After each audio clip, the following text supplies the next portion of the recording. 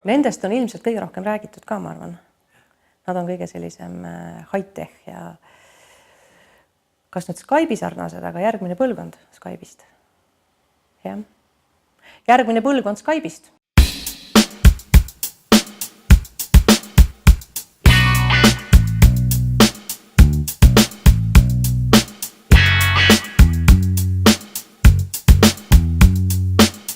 Mina loodan, et neist tuleb uus ja veel kuulsam Skype, mida eestlased otsivad. Kõigepealt otsisid Nokiat, nüüd otsivad Skype'i ja leiavad Cleveroni.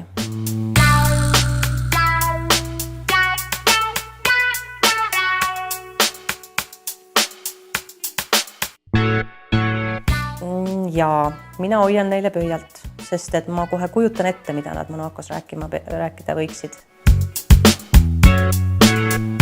Eesti kui innovatiivsele riigile oleks see ka väga kasulik, et Monacos me saaksime rääkida sellest, millised ise liikuvad pakid ja muud võimalused meil siin kõik on.